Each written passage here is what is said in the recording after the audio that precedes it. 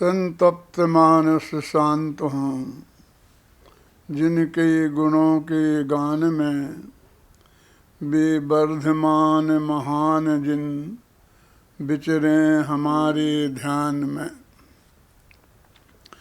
मंगलाचरण में भगवान वर्धमान से ध्यान में विचरण करने की प्रार्थना की गई है।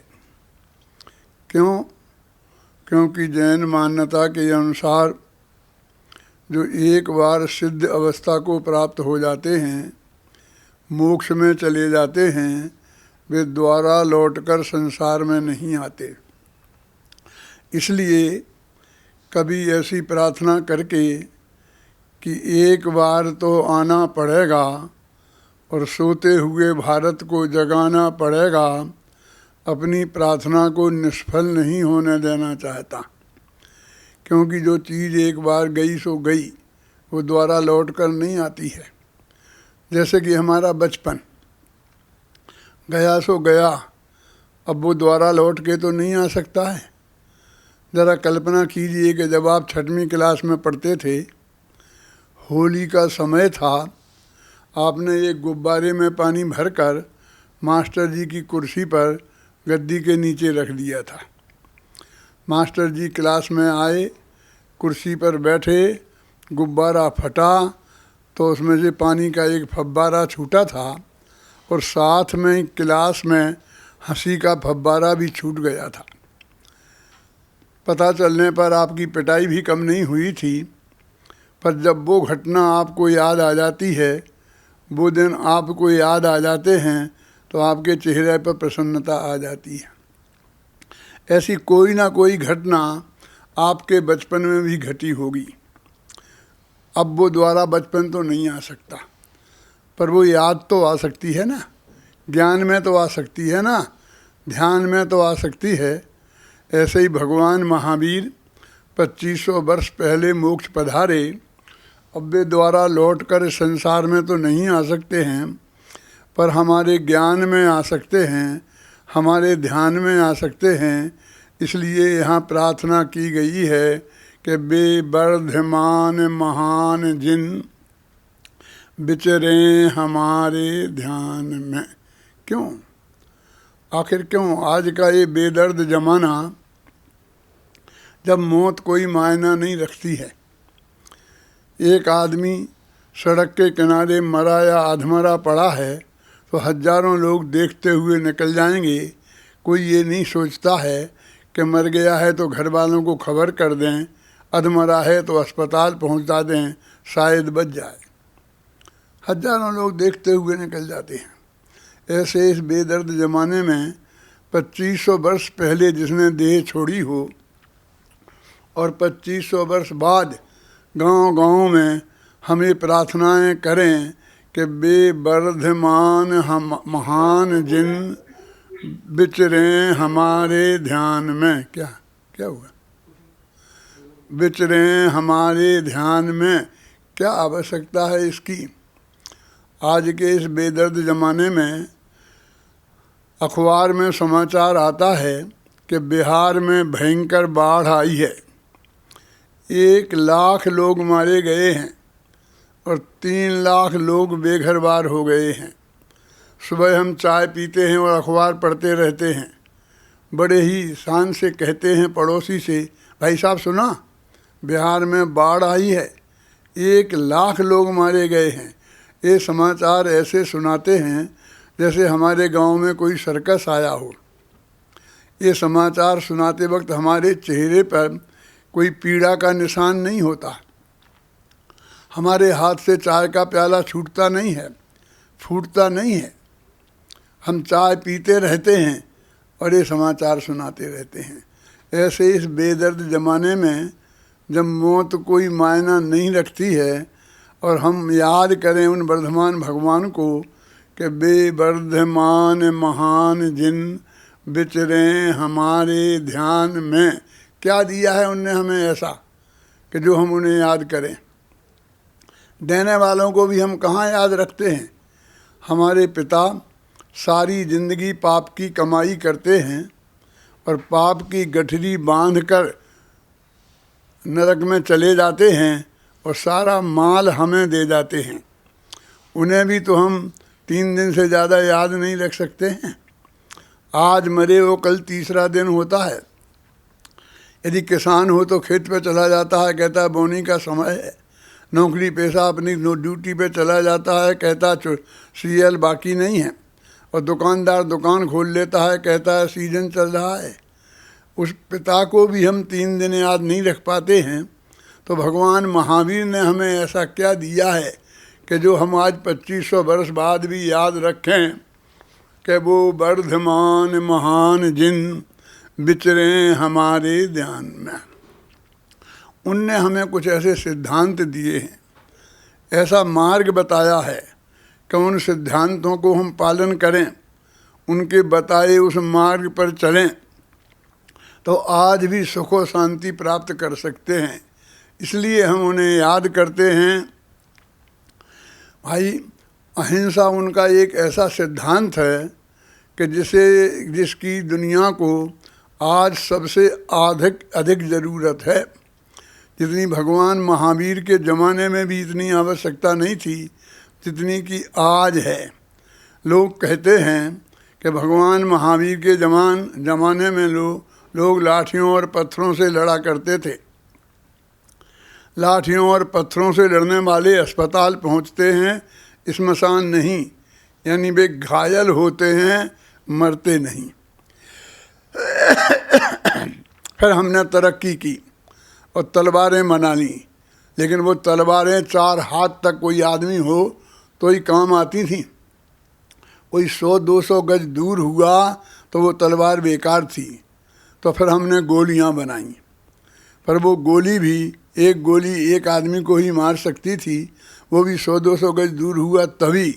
यदि वो 1-2 किलोमीटर दूर हुआ तो वो भी काम की बेकार नहीं थी। लेकिन आज हमने ऐसी गोलियां बना ली हैं कि एक गोली से चाइना साफ हो सकता है और दूसरी गोली से हिंदुस्तान।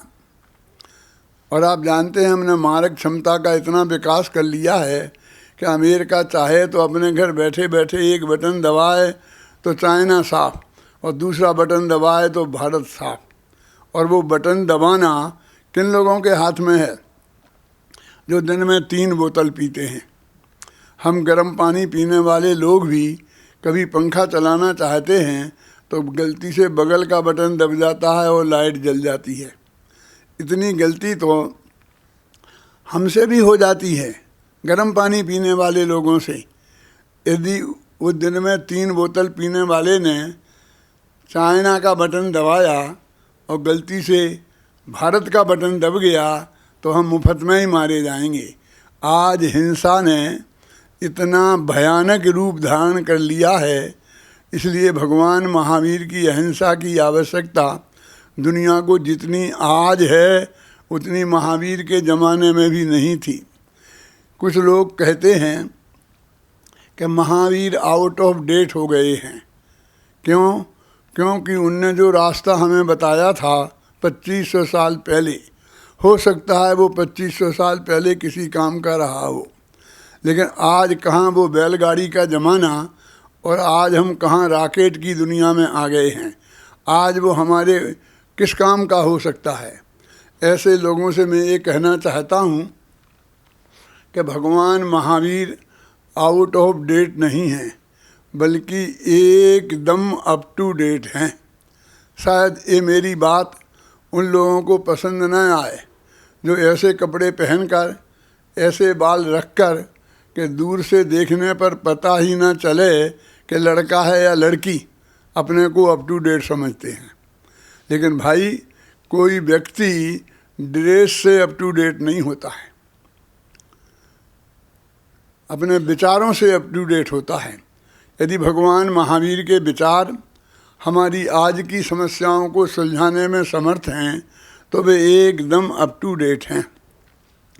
यदि आप ड्रेस से अप टू डेट बनेंगे तो एक न एक दिन आपको आउट ऑफ डेट होना ही पड़ेगा। मेरे पिताजी पगड़ी बांधा करते थे और जब वो पगड़ी बांधते थे तो दर्पण के सामने बैठकर 1 घंटा लगता था, और जब उस पगड़ी को पहनकर बाज़ार में निकलते थे तो अपने को कम अप टू डेट नहीं समझते थे। हमने वो पगड़ी फेंक दी, टोपी लगा ली और अपने को अप टू डेट समझने लगे, अपने सगे पिता को आउट ऑफ डेट कर दिया। हमारे बच्चों ने भी टोपी फेंक दी, नंगे सिर हो गए और अपने को अप टू डेट समझने लगे और हमें आउट ऑफ डेट कर दिया। ड्रेस से जो व्यक्ति अप टू डेट होगा उसे एक ना एक दिन आउट ऑफ डेट होना ही पड़ेगा। भगवान महावीर ड्रेस से अप टू डेट नहीं थे, क्योंकि वे विदाउट ड्रेस थे, इसलिए वो कभी आउट ऑफ डेट हो ही नहीं सकते हैं। उन्होंने जो विचार अहिंसा का 2500 वर्ष पहले इस जगत के सामने रखा, वो उस दिन जितनी उसकी आवश्यकता नहीं थी जितनी आज है। जब लोग कहते हैं लाठियों और पत्थरों से लड़ते थे, लाठियों और पत्थरों से लड़ने वाले अस्पताल पहुंचते हैं, श्मशान नहीं, यानी वो घायल होते हैं, मरते नहीं। फिर हमने तलवारें बना ली, लेकिन तलवार की मार भी 4 हाथ से आगे काम नहीं करती थी। फिर हमने गोलियां बना ली और आज हमने ऐसी ऐसी गोलियां बना ली हैं कि ये विश्व का गुब्बारा ही साफ हो सकता है। इसलिए भगवान महावीर की अहिंसा की आवश्यकता जितनी आज है उतनी महावीर के ज़माने में भी नहीं थी। रामायण के युद्ध में, रामायण का युद्ध 18 दिन चला था और उसमें मरने वालों की संख्या हजारों थी, लाखों नहीं। महाभारत का युद्ध 18 दिन, रामायण का युद्ध 6 महीने चला था और महाभारत का युद्ध 18 दिन चला था, पर उसमें मरने वालों की संख्या भी लाखों थी, करोड़ों नहीं। पर आज का असली युद्ध 18 मिनट भी चल जाए तो उसमें मरने वालों की संख्या हजारों नहीं, लाखों नहीं, करोड़ों नहीं, अरबों होंगी, क्योंकि उसमें अकेले आदमी नहीं मरते हैं, कीड़े मकोड़े, गाय भैंस सब कुछ मरते हैं, खेत खलियान बर्बाद हो जाते हैं। आज का ये अणुबम जहाँ गिरता है, कहते हैं वहाँ की ज़मीन भी ऐसी हो जाती है कि उसमें 1000 वर्ष तक घास ना हो गए। आज की लड़ाइयाँ इतनी खतरनाक हो गई हैं, इसलिए भगवान महावीर की अहिंसा की आवश्यकता दुनिया को जितनी आज है उतनी महावीर के ज़माने में भी नहीं थी। इसलिए मैं कहता हूँ कि भगवान महावीर आउट ऑफ डेट नहीं हैं, बल्कि एकदम अप टू डेट हैं। ये तो रही बात भगवान महावीर की अहिंसा की उपयोगिता की, आवश्यकता की। अब सवाल तो मुख्यतः ये है कि भगवान महावीर अहिंसा कहते किसे हैं, वो अहिंसा का वास्तविक स्वरूप क्या है, वो हमें समझना है। एक बार महाकवि व्यास के शिष्य उनके पास पहुँचे और उनने कहा कि गुरुजी, आपने 18 पुराण लिखे हैं, इतने इतने मोटे मोटे पोथन ने, और वो भी संस्कृत भाषा में। हम लोग तो किसान लोग हैं, खेडूत हैं, हमें तो हिंदी गुजराती भी ढंग से नहीं आती है, हम इन्हें कैसे पढ़ेंगे? और इतने लंबे चौड़े पुराणों को पढ़ने की फुर्सत हमें नहीं है। हमें तो 1.5 लाइन में ऐसा कुछ बताइए ना जिससे हमारा कल्याण हो। तो महाकवि व्यास ने कहा, भैया ये तो हम जैसे लोगों के लिए ही लिखे हैं हमने, तुम्हारे लिए तो इतना पर्याप्त है।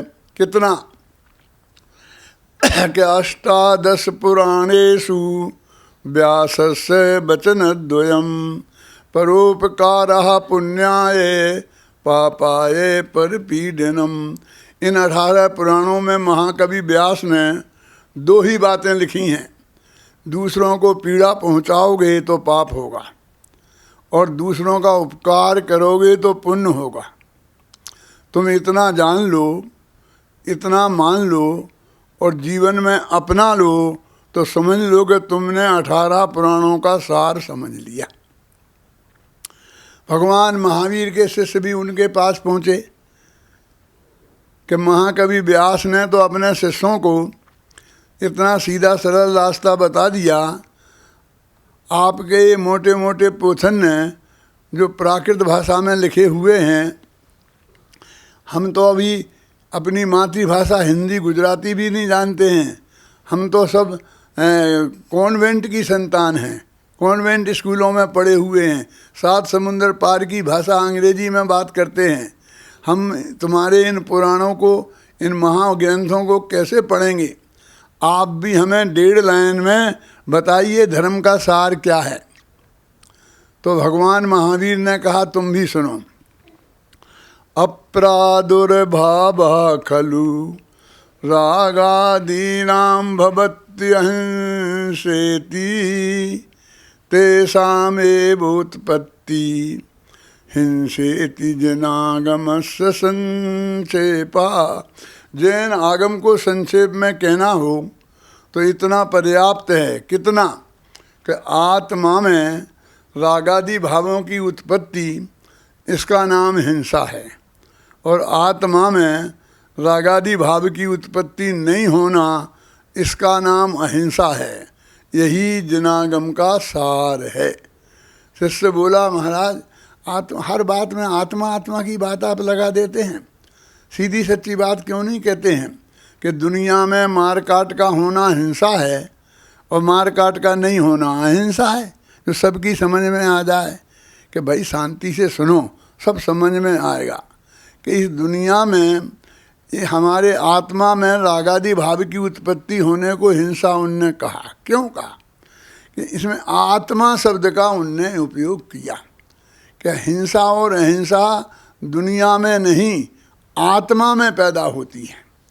तो इनने आत्मा में जो एक दफ़े पैदा हो गई, हमारे मन और वचन और काय, पहले आत्मा हमारे मन में पैदा होती है, हिंसा हमारे मन में पैदा होती है, फिर मन में ना समाए तो वाणी में आती है, फिर वाणी में नहीं समाए तो काया में आती है। यही नियम है ना। यदि हमारी हिंसा को हम मन में ही रोक दें, वाणी में ही रोक दें, तो वो काया में आएगी ही नहीं। उसकी उत्पत्ति का एक क्रम है। इसलिए उन्होंने हिंसा अहिंसा की परिभाषा में आत्मा शब्द का प्रयोग किया कि आत्मा में रागादि भावों की उत्पत्ति, इसका नाम हिंसा है। देखो कहते महावीर क्या है, इन भाव को ही हिंसा मानते हैं। जो द्रव्य में दुनिया में लाखों लोग मारे जाते हैं, इन्हें हिंसा नहीं मानते हैं कि मानते हैं? भाई धैर्य शांति से सुनो। ये सबसे ज़्यादा द्रव्य हिंसा युद्धों में होती है, लड़ाइयों में होती है, ये तो आप जानते हैं। और युद्ध 3 कारणों से होते हैं, जर, जोरू और जमीन। जर माने रुपया पैसा, जोरू माने महिला पत्नी, और जमीन तो आप जानते ही हैं। रामायण का युद्ध कैसे हुआ था? राम की पत्नी को रावण हर ले गया और रामायण का युद्ध हो गया। तो ये राम को सीता जी से राग था ना, और सीता जी से तो राग था ही राम को, लेकिन रावण को भी राग था।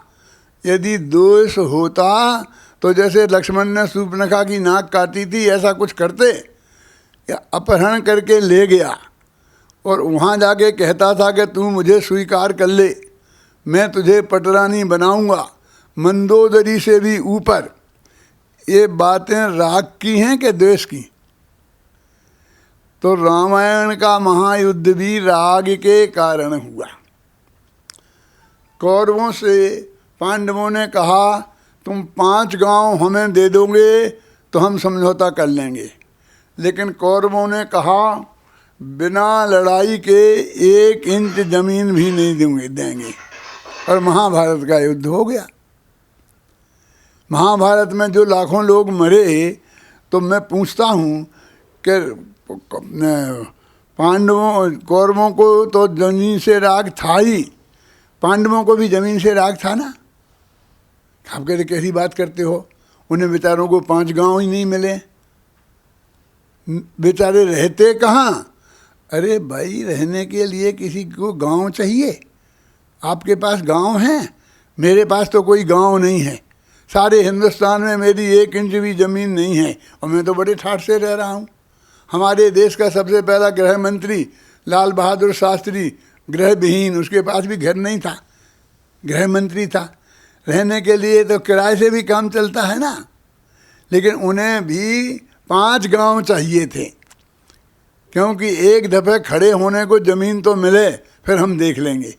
तो इस तरह महाभारत का युद्ध भी जमीन के राग के कारण हुआ। रामायण का युद्ध भी राग के कारण हुआ, महाभारत का युद्ध भी राग के कारण हुआ। और आप देखिए कि जो हम व्यापारियों में आपस में झगड़े होते हैं, तो वो भी पैसे के प्रति राग माने लोभ के ही कारण होते हैं ना। इसलिए जितने भी युद्ध इस जगत में होते हैं वो एक राग के कारण होते हैं, और उनमें सबसे ज़्यादा द्रव्य हिंसा, प्राणियों का घात होता है। इसलिए भगवान महावीर ने बहुत सोच समझ के कहा कि आत्मा में रागादि भावों की उत्पत्ति होना, इसका नाम हिंसा है, और आत्मा में रागादि भाव की उत्पत्ति नहीं होना, इसका नाम अहिंसा है।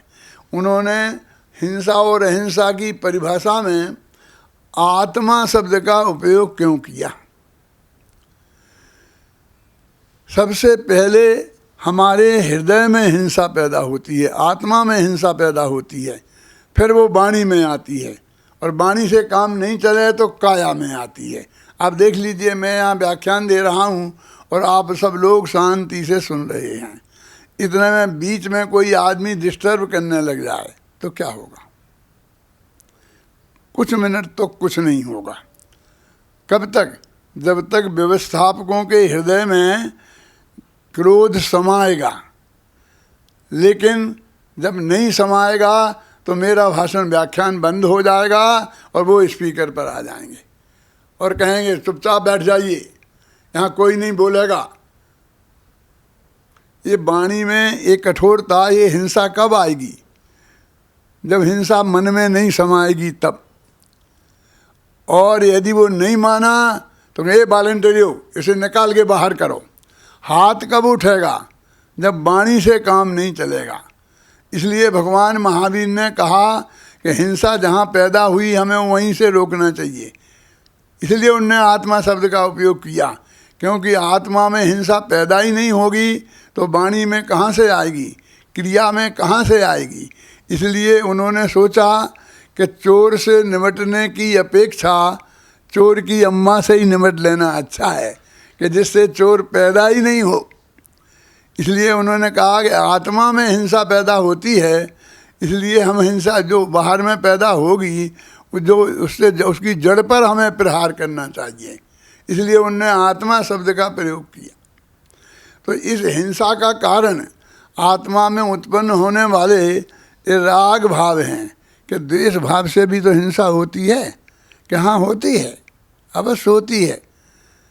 लेकिन राग के कारण जितनी हिंसा होती है उतने द्वेष के कारण नहीं।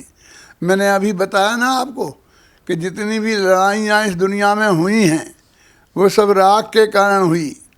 रामायण का युद्ध सीता जी के प्रति राम और रावण के राग के कारण हुआ। महाभारत का युद्ध जमीन के प्रति कौरवों और पांडवों के राग के कारण हुआ। और व्यापारियों में भी जो भी हिंसा आदि कार्य देखे जाते हैं वो भी पैसे के राग के कारण देखे जाते हैं। देखो भाई, हिंसा ही क्यों? झूठ भी राग के कारण बोला जाता है, चोरी भी राग के कारण की जाती है, दूसरे माँ बहनों की इज्जत भी राग के कारण लूटी जाती है, परिग्रह का जोड़ को भी हम राग के कारण ही जोड़ते हैं। 5 पापों की उत्पत्ति एकमात्र राग के कारण होती है। चोर हमारे घर में आकर के राग चोरी करता है तो वो तिजोरी तोड़ता है। तिजोरी क्यों तोड़ता है? क्योंकि तिजोरी में माल है और उस माल के प्रति उसे राग है। यदि द्वेष के कारण वो करता तो सेठ जी की खोपड़ी खोलता, तिजोरी नहीं तोड़ता, लेकिन वो तिजोरी तोड़ता है ना, इसलिए मतलब उसे उसे उसे राग है। दूसरे की माँ बहन की इज्जत लूटने वाले रागी होते हैं, द्वेषी नहीं। रावण ने सीता का अपहरण इसलिए किया था कि उन्हें उससे उन सीता जी से राग था, द्वेष नहीं था। उन्हें कोई हानि नहीं पहुंचाई और उनके हाथ पैर ही जोड़ता रहा कि तू मुझे स्वीकार कर ले। मेरे कहने का अर्थ ये है, हिंसा, झूठ, चोरी, ये सारे पाप, देखो जितनी माँ बहनों की इज्जत आज तक लुटी है वो रागियों ने लूटी है, दोषियों ने नहीं। है? कोई किसी महिला से छेड़खानी करता है तो सुंदर महिला से करता है। ऐसा तो आपने अखबारों में कई दफ़े पढ़ा होगा कि एक गोरी भूरी सुंदर लड़की घुंघराले बाल वाली, पतली कमल बारी और झीने वस्त्र पहनकर बाजार में जा रही थी, तो कुछ लोगों ने, लड़कों ने उनसे छेड़खानी की क्योंकि वो राग की पात्र थी। लेकिन ऐसा कभी पड़ा कि एक 80 वर्ष की बुढ़ी अम्मा वैसे कपड़े पहने, घूंघट डाले, बाजार में जा रही थी, क्यों? तो किसी ने उसे छेड़खानी की। छेड़खानी के पात्र भी सुंदर लोग होते हैं, राग के जिनको के जो पात्र होते हैं वो ही होते हैं। तो माँ बहनों की इज्जत लूटने वाले भी रागी हैं, और परिग्रह भी हम राग के कारण ही जोड़ते हैं, द्वेष के कारण नहीं जोड़ते हैं। तो इस तरह हिंसा ही नहीं, पांचों पाप राग के कारण होते हैं।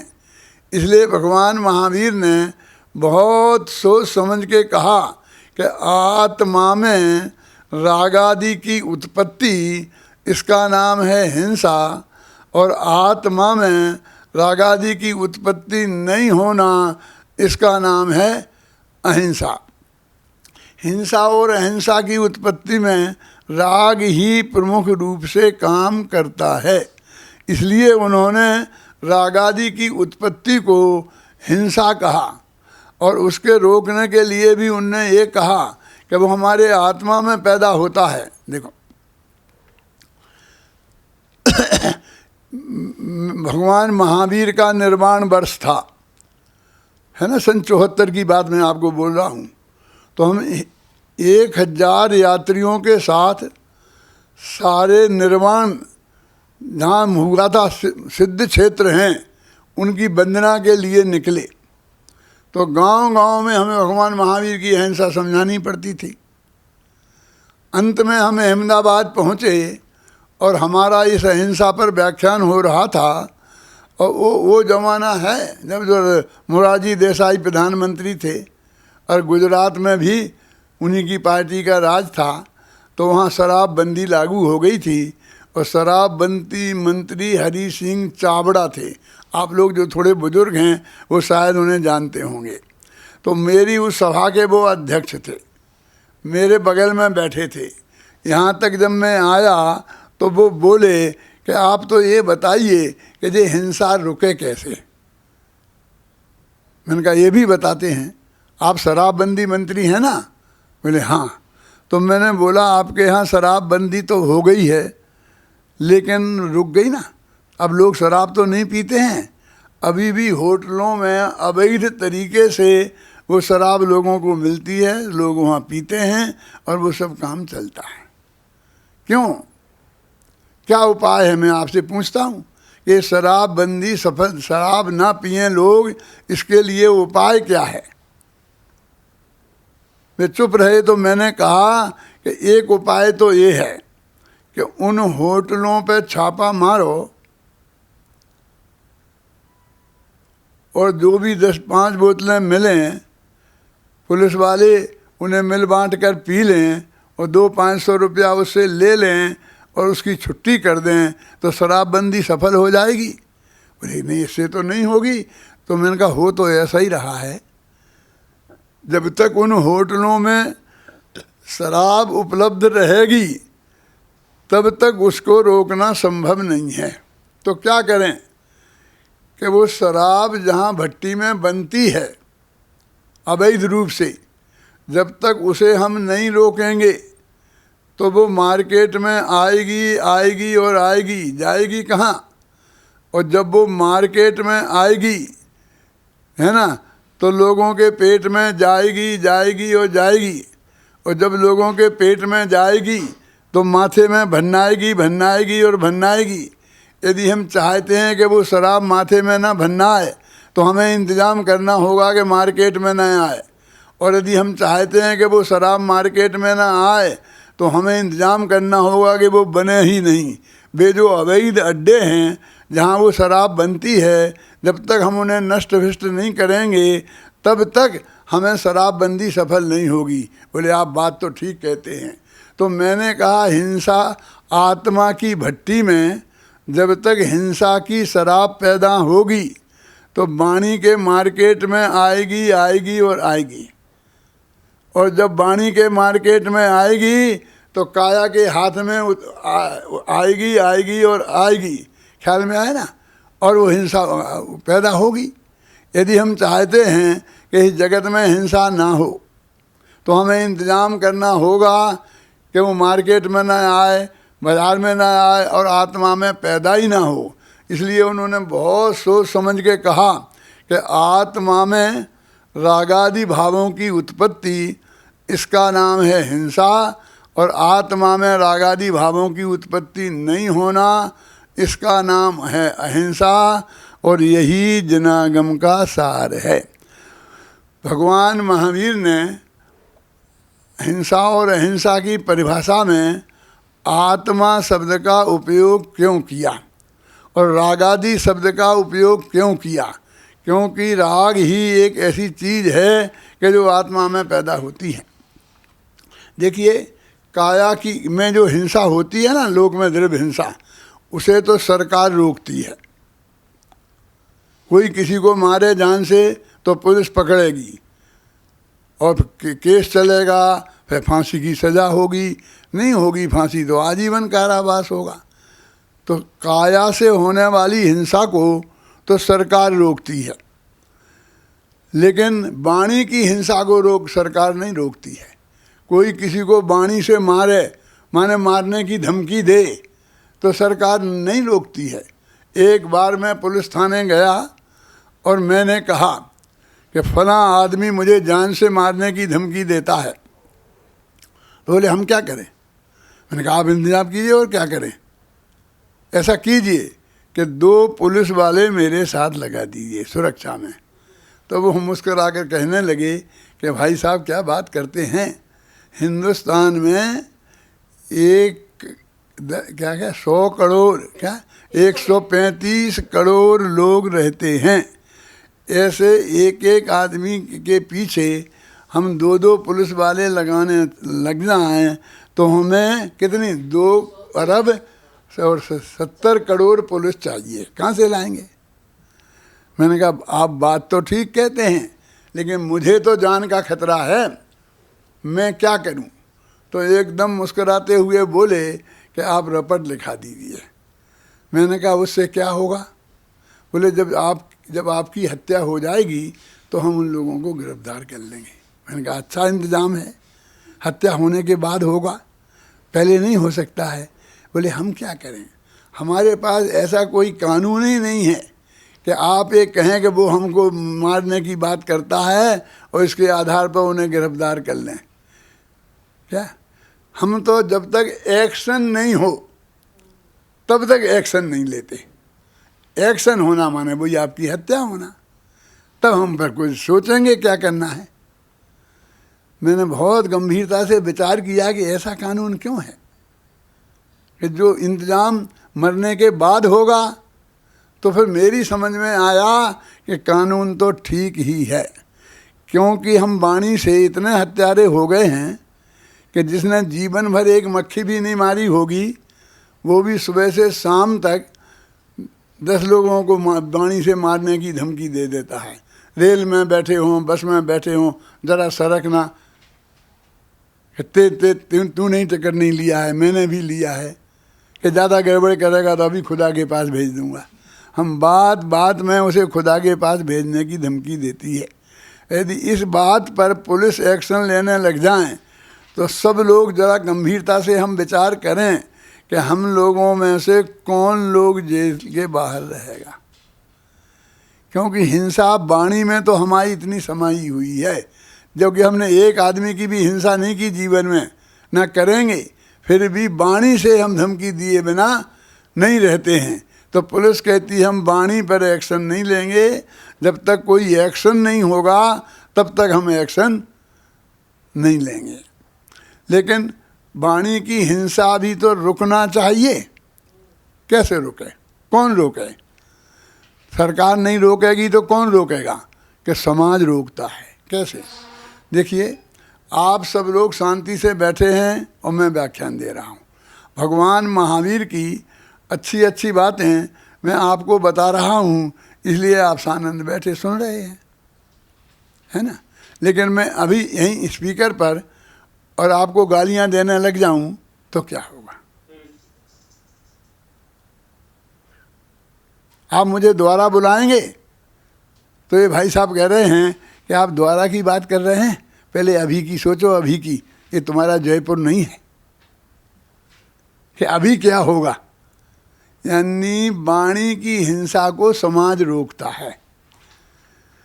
जो वाणी का सदुपयोग करते हैं उनका समाज सम्मान करता है, जो वाणी का दुरुपयोग करते हैं उनका अपमान करता है। अपमान ना भी करे अपनी सज्जनता के कारण तो सम्मान तो नहीं करता है। इस तरह सम्मान के लोभ में और अपमान के भय से हम बहुत कुछ वाणी पर संयम रखते हैं। लेकिन अभी मैं यहीं बैठे बैठे और मन में आप सबको गालियां देने लग जाऊं तो क्या तो कर लेगी पुलिस और क्या कर लेंगे समाज वाले? नहीं कर सकते ना। भगवान महावीर कहते हैं धर्म का काम वहाँ से शुरू होता है ना जहाँ सरकार की चलती है और ना जहाँ समाज की चलती है। धर्म का काम वहाँ से आत्मा से शुरू होता है। इसलिए वो आत्मा की शुद्धि की बात करता है, क्योंकि इसको सरकार नहीं रोक सकती, इसको समाज नहीं रोक सकता है ना। वो कहते हैं कि आत्मा में राग आदि की उत्पत्ति, उसका नाम हिंसा है। आत्मा शब्द का उनने उपयोग क्यों किया? कि आत्मा में वो राग आदि पैदा होते हैं। एक दफ़े आत्मा में पैदा हो गए तो वाणी में आए बिना रहेंगे नहीं, और वाणी में पैदा हो गए तो क्रिया में आए बिना रहेंगे नहीं। इसलिए हमें अंदर से ही उसे उखाड़ने की कोशिश करना चाहिए। देखिए, आत्मा में एक मास्टर जी थे, वो स्कूल में पढ़ाने जाते थे। तो एक दिन उन्होंने अपनी पत्नी से कहा कि आज ज़रा जल्दी खाना बनाना, मुझे 10 बजे स्कूल में पहुंचना है, एक मीटिंग है ज़रूरी। पत्नी ने कहा कि आज तो नहीं बन सकती जल्दी रोटी। कि क्यों? कि जयपुर से एक दुबला पतला पंडित आया है, उसका व्याख्यान है, मैं पहले उसे सुनने जाऊंगी फिर आके रोटी बनाऊंगी। तो मास्टर जी का माथा इतना गर्म हो गया कि उनकी पत्नी के तवा से ज़्यादा गर्म हो गया। मास्टरनी बेचारी घबराई, आधा व्याख्यान छोड़ के आई, जल्दी जल्दी रोटी बनाई, पर मास्टर जी का माथा मास्टरनी के तवा से ज़्यादा गर्म हो गया था, इसलिए वे बिना रोटी खाए चले गए। अब जब वे स्कूल में पहुँचे तो मास्टरनी को कितना गुस्सा आया होगा, लेकिन क्या करती। मास्टर जी तो चले ही गए थे। तो जो गुस्सा उसने बच्चों पे निकाला, अपने घर के बच्चों की पिटाई शुरू कर दी। गुस्सा तो मास्टर जी को भी कम नहीं आ रहा था, लेकिन वहाँ न पत्नी थी न घर के बच्चे थे, पराए बच्चे थे। तो उनने अपना गुस्सा उन पे निकालना शुरू कर दिया कि एक दफ़े हमारे हृदय में हिंसा पैदा हो गई तो वो कहीं ना कहीं अवश्य निकलेगी। इसलिए महावीर ने सोचा कि उपाय ऐसा करना चाहिए कि हमारे हृदय में ही हिंसा पैदा नहीं हो, आत्मा में ही हिंसा पैदा नहीं हो। इसलिए उनने हिंसा और अहिंसा की परिभाषा में आत्मा शब्द का उपयोग किया, है ना। अपराधुर्भावः खलु रागादीनां भवति अहिंसेति तेषामेवोत्पत्ति हिंसेति जनागमस्य संक्षेपा। 1000 वर्ष पुरानी किताब है पुरुषार्थ सिद्धि उपाय आचार्य अमरचंद्र की, उसका ये श्लोक मैं आपको बोल के सुना रहा हूँ। लेकिन ऐसी गाथाएं भी मिलती हैं कसाय पहाड़ में, और 2000 वर्ष पुराने के शास्त्रों में भी ऐसी गाथाएं प्राप्त होती हैं। तो मैं ये सब प्रमाण बात आपसे कर रहा हूँ, अपनी तरफ से कोई बात नहीं कर रहा हूँ। ये नमक मिर्च सिर्फ मेरा है, इसको मैं आप उदाहरणों के माध्यम से आपको समझा रहा हूँ। लेकिन बात शास्त्र में है कि एक दफ़े हिंसा यदि हमारे हृदय में पैदा हो गई तो वो कहीं ना कहीं निकलेगी अवश्य। इसलिए प्रयत्न ऐसा होना चाहिए कि हमारे हृदय में हिंसा पैदा ही ना हो। तो भाई ये राग, तुम कह रहे एक रागादि भाव की उत्पत्ति हो जाएगी तो ही हिंसा हो जाएगी, जीव मरे चाहे नहीं मरे। हाँ ऐसा ही है। क्या क्या बात कह रहे हो। बिहार में बाढ़ आई थी ना अभी 5-10 मिनट पहले, मैंने उदाहरण दिया था, वहाँ 1 लाख लोग मर गए थे। लेकिन अखबारों में कहीं किसी ने ये नहीं लिखा कि वहाँ हिंसा का तांडव नृत्य हुआ। सबने लिखा कि बहुत जनहानि और धनहानि हुई। हानि लिखी, और गवर्नमेंट से इस्तीफा किसी ने नहीं मांगा, और मांगेंगे तो इसलिए कि उसकी व्यवस्था में कोई कमजोरी रही। लेकिन उसने तो आग लगाई नहीं, उसने बाढ़ को तो उसने तो लाई नहीं ना। इंतजाम पे तो आरोप लगा सकते हैं, लेकिन सरकार को हत्यारी नहीं कह सकते हैं। लेकिन पुलिस की गोली से 2 आदमी मर जाएं व्यवस्था बनाने में तो सारे लोग चिल्लाएंगे हत्यारी सरकार गद्दी छोड़ो। हत्या कब कहते हैं? जब जीव मरने से कोई हिंसा नहीं होती है, वो मारने का भाव किसी को होना चाहिए। वो मारने का भाव जब तक नहीं होगा तब तक उसे हम हिंसा नहीं कह सकते हैं। जीवों के मरने का नाम हिंसा नहीं है, क्योंकि जो पैदा हुआ है उसे मरना तो है ही, आज नहीं तो कल, है ना। यदि हम मृत्यु को हिंसा कहेंगे तो जन्म को अहिंसा मानना पड़ेगा।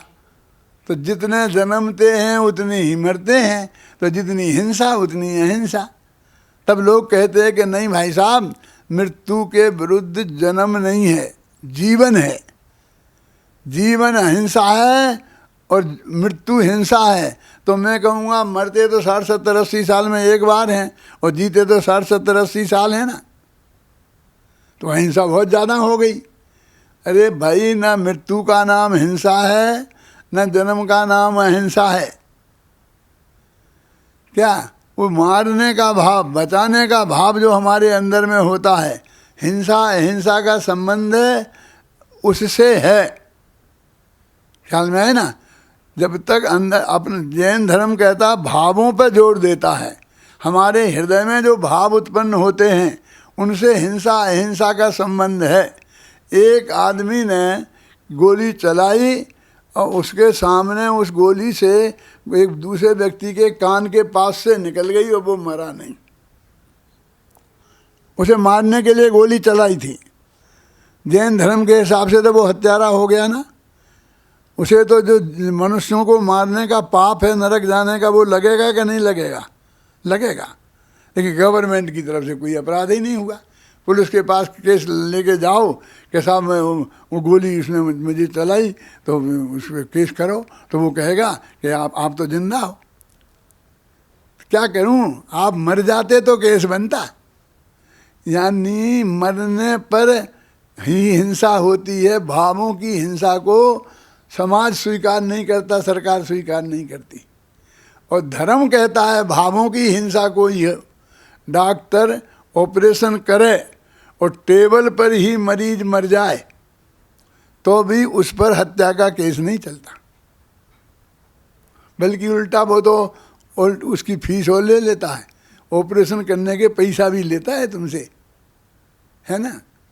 वो मर गया वहाँ, लेकिन हम गोली चलाएं और सामने वाला मरे भी नहीं, धर्म के हिसाब से तो हिंसा हो गई ना। ये लोक में मारने वाला चाहिए, मारने के भाव वाला चाहिए, तब उसे हिंसा कहते हैं। तो महावीर कहते हैं कि अंदर में हमारे भावों में जब तक शुद्धि नहीं होगी, हिंसा का भाव नहीं निकलेगा, तब तक वो वाणी में आएगा, और वाणी में आएगा तो काया में भी आए बिना रहेगा नहीं, और ये हिंसा रुकेगी नहीं। तो हिंसा कैसे रुके? तो कहते हैं कि देखो भाई, जो हमने हिंसा का स्वरूप समझाते हैं, तो लोग कहते हैं बात तो आपकी बहुत अच्छी है, लेकिन हम अकेले बेंगलोर वाले मान लेंगे तो इससे तो काम हो नहीं जाएगा। आप सारी दुनिया में जाएं और उन सबको समझाएं, और सारी दुनिया मान लेगी तो फिर हम भी मान लेंगे। मैंने कहा बहुत अच्छी बात कही आपने, हम तो जाएंगे, और 36 दफ़े तो घूम के आए हैं। 36 दफ़े तो हम अमेरिका, यूरोप सब जगह गए हैं, कम से कम 50 देशों में गए हैं, और अमेरिका के 50 गांवों में हमने व्याख्यान किए हैं। ये अहिंसा का व्याख्यान सबको सुनाया है। तुम्हारे बच्चे वहाँ रहते हैं ना अमेरिका में, उनसे पूछना, उनने हमारा व्याख्यान अमेरिका में इस अहिंसा पर सुना होगा। ये हमारे लिए नया नहीं है कि हम आपसे कह रहे हैं, लेकिन भाई साहब, हम सारी दुनिया को समझा देंगे तब तुम मानोगे तो हो गया काम। अरे भाई, अहिंसा तो अमृत है, जो खाएगा अमृत को वो उसका फायदा उसे होगा। इसलिए चैरिटी बिगिन फ्रॉम होम। अच्छे काम को अपने घर से ही आरंभ कर देना चाहिए, दूसरों पर टालने की कोशिश नहीं करना चाहिए। यदि व्यक्ति अपनाएगा तो व्यक्ति सुखी होगा, परिवार अपनाएगा तो परिवार सुखी होगा, देश अपनाएगा तो देश सुखी होगा, और दुनिया अपनाएगी तो दुनिया सुखी होगी। मेरे कहने का आशय ये है कि भगवान महावीर की जो अहिंसा है, उसको जो अपनाएगा उसको फ़ायदा होगा। इसलिए चैरिटी बिगिन फ्रॉम होम। भले काम को अपने घर से ही स्वीकार कर लेना चाहिए, और हम अपना स्वयं का लाभ लें। हम स्वयं सुधर जाएंगे तो समझ लो जगत भी सुधर जाएगा। जगत तो क्या सुधरेगा, संसार का तो जो स्वरूप है वो ये कभी कम होगी कभी ज़्यादा होगी, बिल्कुल ख़त्म होने वाली नहीं है। हमें तो अपना कल्याण करना है। अभी जैन समाज में भगवान महावीर की अहिंसा का बहुत असर है। देखो, मैं आपको कहता हूँ, मैं बम्बई में महावीर जयंती पे गया था, और मेरा यहाँ पर अहिंसा पर व्याख्यान था। तो गुजरात के जो मंत्री थे, वो उस वक्त शिक्षा मंत्री थे, अपने जैन थे, कोई शाह, वो सभा के अध्यक्ष थे। तो उनने देखा कि मैं सभा में आया हूँ, तो वे बार बार कहे कि आप मुझे हमें ये बताइए, हमें बताइए कि भगवान जैनी लोग अहिंसक हैं, लेकिन आज उनके में से सब निकल गया है, कहीं हमें अहिंसा दिखाई नहीं देती है। मैंने कहा भाई साहब कैसी बात करते हो, पॉजिटिव होना चाहिए, हमें अच्छा पक्ष देखना चाहिए। मैंने कहा एक दो इंद्री का जीव है ना, कीड़ा, एक कीड़ा मकोड़ा, यदि अपने हाथ पे रखो, और सारी सभा बैठी है, इसके सामने ले जाओ, एक 5 वर्ष के बच्चे से बोलो कि बेटा इसे मार दे, नहीं मारेगा। मरवा सकते? कोई जैनी का बच्चा होगा उसे मारेगा? कोई नहीं मारेगा। उस कीड़े को 500 रुपया देंगे तो मारेगा? अरे तुम 5 लाख दो, 5 करोड़ दो तो भी नहीं मारेगा। इससे मालूम पड़ता है कि हमारे अंदर में कितनी गहराई से अहिंसा बैठी हुई है। इसलिए आप ऐसी बात मत करो कि नहीं साहब वो कोठारी ने और ये कत्ल खाना खोल दिया और ये कर दिया वो कर दिया। उस ज़माने की बात है जब कोठारी का कत्ल खाना की चर्चा बहुत चली थी। मैंने कहा भाई साहब, इस देश में कम से कम 1 करोड़ जैनी होंगे। 1 करोड़ जैनी में एक आदमी ने कत्ल खाना खोला मोला नहीं होगा। कत्ल खाने में के शेयर खरीद लिए होंगे, और फिर इतने ज़्यादा खरीद लिए होंगे कि उस कंपनी का मालिक वो हो गया होगा, अध्यक्ष हो गया होगा। तो लोग कहने लगे उसने कत्ल खाना खोल दिया। खैर जो भी हुआ हो, उसकी खोज आप लोग करते रहना। मैं तो ये कहता हूँ कि आपने एक कोठारी तो देखा कि जिसने कत्ल खाना को देखा, लेकिन सारी समाज ने एक स्वर से विरोध किया। हर गांव-गांव में उसका विरोध हुआ, उसके बहिष्कार के प्रस्ताव पास हुए। ये आपको दिखाई नहीं दिया? ये जैनियों में अहिंसा को कितनी गहराई से अंदर में बैठी हुई है। अभी हम जितने आप समझते हैं उतने नहीं बिगड़े हैं, बिगड़े तो हैं। जैसे होनी चाहिए वैसी स्थिति तो हमारी नहीं है, लेकिन पूरी स्थिति खराब नहीं हुई है। हमको उज्ज्वल पक्ष देखना सीखना चाहिए। अभी भी हम में अहिंसा का संस्कार, सात्विकता का संस्कार विद्यमान है और उसे हमें सुरक्षित रखना है। अहिंसा का वास्तविक स्वरूप समझकर अपने कल्याण के लिए और जगत के कल्याण के लिए उसे खुद लाभ भी लेना है और जगत के सामने भी प्रस्तुत करना है। इसी मंगल भावना के साथ मैं अभी की बात समाप्त करता हूँ।